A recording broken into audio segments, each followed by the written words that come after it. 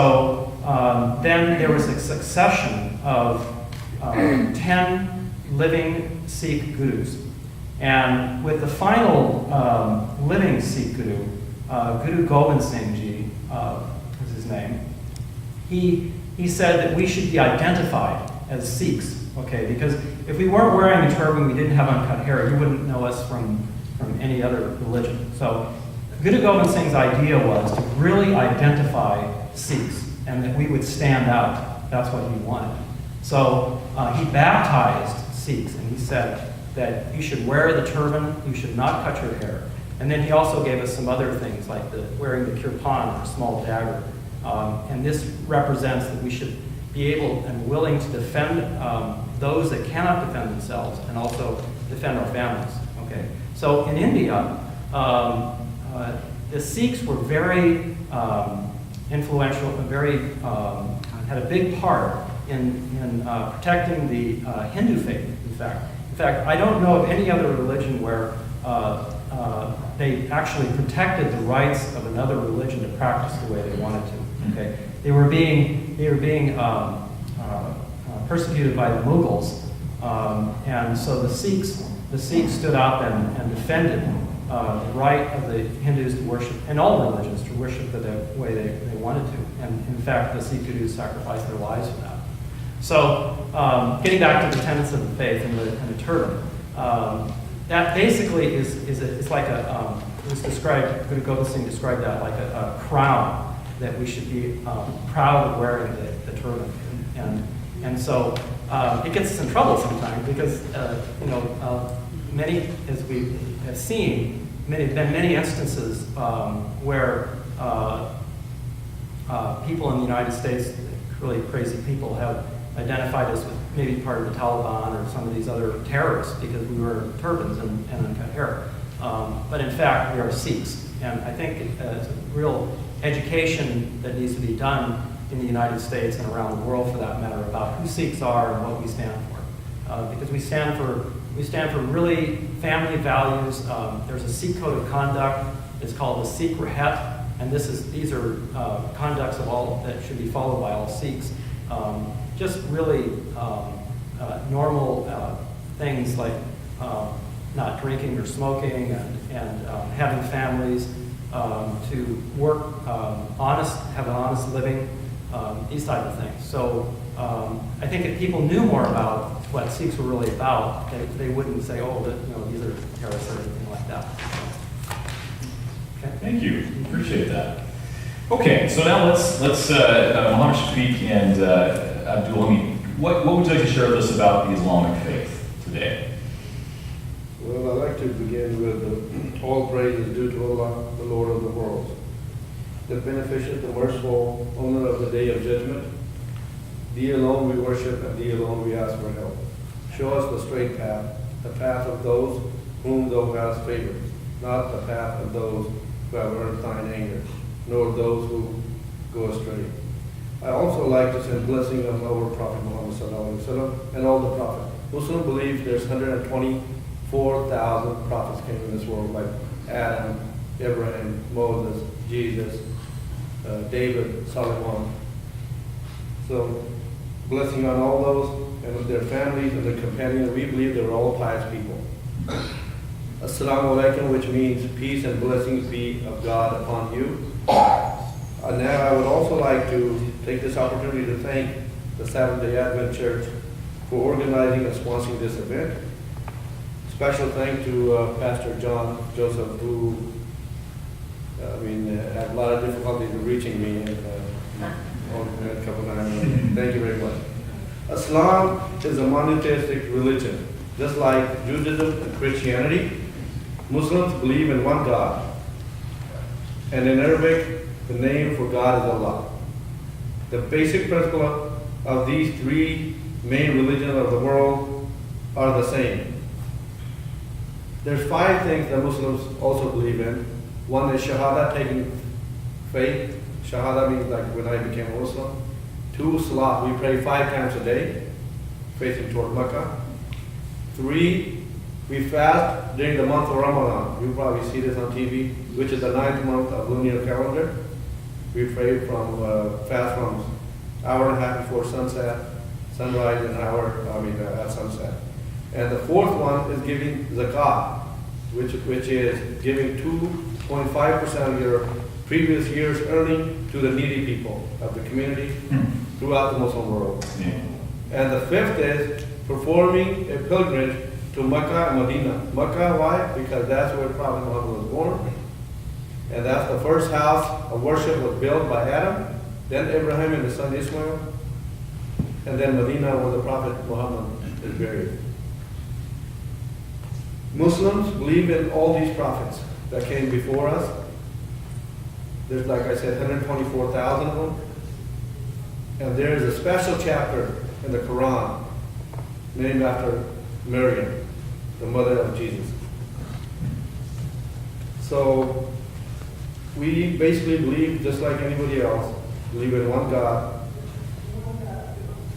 And that's about it. Okay. Shafiq, anything you want to add to that? Yes, also I like to, add, what people should know about is Muhammad. Muhammad is the last prophet of Allah, God. And his example is why there are so many Muslims. It's not because of Osama bin Laden or somebody terrorist group of people that did this by the sword. The people are Muslims because the love that he showed, and his love is transmitting to us throughout even today, 1400 years from today. My son, he reads poetry, and there was an old lady, his example of an old lady, she wanted to leave Mecca at the time.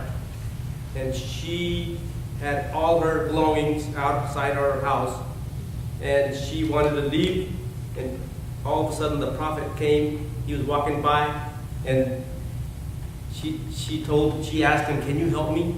Because there is a sorcerer in this town. When he speaks, people convert to his religion. When they see him, his example, they convert to his religion. So I don't want to leave my old ancestry religion because of him. So before I see him, before I talk to him, I want to leave. Can you help me?" So he carried all her belongings, and he left her to outside the town where she wanted to go. And then he told her, "I am Muhammad." And she said, "You're Muhammad? If you're Muhammad, then I want to be like you." So that's the love. There was another example. There was another old lady. She would clean her house all day. She'd collect the garbage. And then when the prophet would walk down the alley, she would dump the garbage on his head. And he didn't say anything. One day, she's sick. And he said, "Why?" He went by and nobody threw the rubbish on his head. And so he said, "What's wrong?" So he went inside, he saw that she was sick. He cleaned up the house for her. He brought her water. He massaged her feet. And she started loving him. So it's the love, not what we hear in the media today about Islam, that people, we are one community. We are human beings. We are one from Adam. And we have commonalities. We respect each other. And it's always been that people respect each other's religion. Christianity, Judaism, Sikhism, Hinduism, whatever we are human beings. We should love each other. We have differences. Yeah, I want everybody, I hope you were thinking like me, believe like me, but that don't mean I can't respect you. And I'm not be dishonest to you. And so that's what I want people to know about. Very good. Thank you. All right, so thank you all for sharing. And I think I've learned a lot just listening here right now.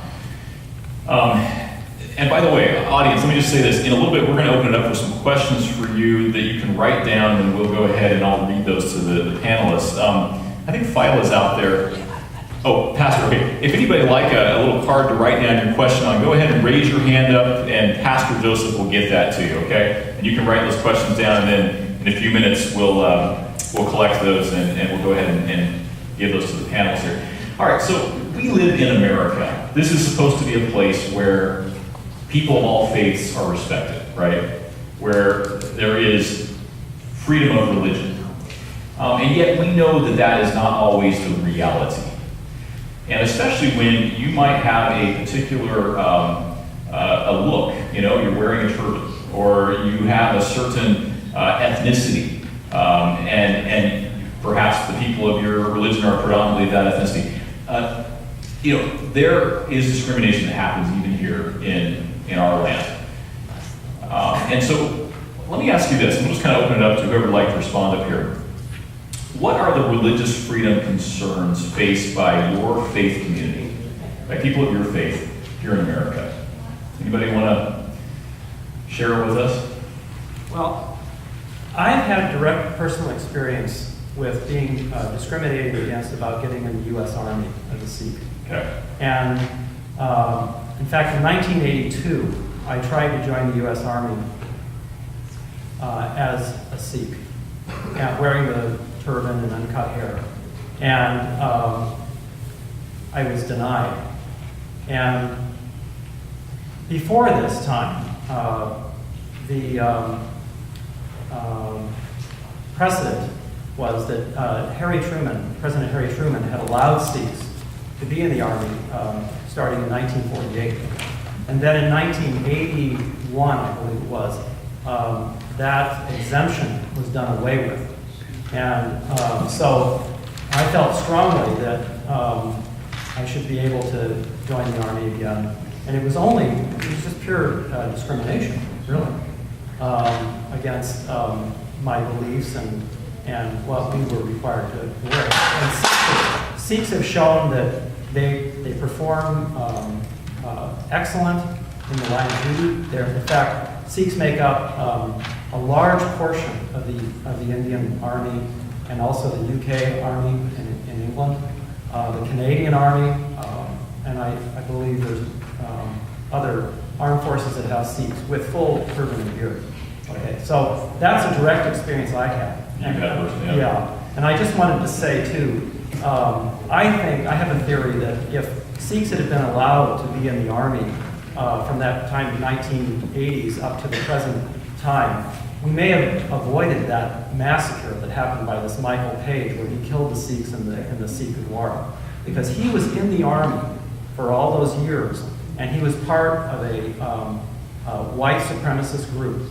And if he had known about Sikhs, and that Sikhs had been in the U.S. Army during that time, and seen what Sikhs were really like, I think we may have avoided that. So I think the U.S. Army should really change its policies. I think it's very important that they change and integrate Sikhs and other faiths too. Like I know that there's been several cases where Jewish people had wanted to join the Army with their dress, and then also Muslims as well. Mm-hmm. So I think this is a very important issue. So very personal to you, and it's something that is still an issue. It's still an issue. They are doing some exemptions they take it case by case basis, but I think it's really only kind of a token kind of thing. And I had a Sikh friend of mine, a young man, who wanted to join the Army, and he went down to the recruiting center, and they refused to accept his enlistment. Said, "Oh, those are just exempt. Those are just special cases or something like that." Right. So it's still definitely an issue, and it's a definite sign how there's religious discrimination, even very, very prevalent.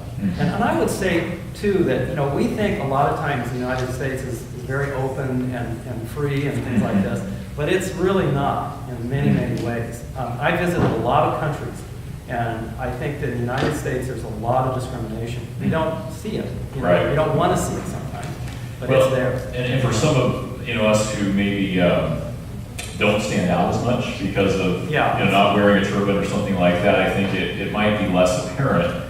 But yeah, when you're having something like that, or in the case of Adventists, a lot of times it has to do with observing the Sabbath, and you run into these issues. You realize, this is not always the land of the free. We still have a lot of room to grow. It takes a lot of education, I think, and just making people aware of what Sikhs are really about, and other religions. Absolutely. What other religions are about. Yeah. You know, and just to go off of that just a minute here, I was reading an article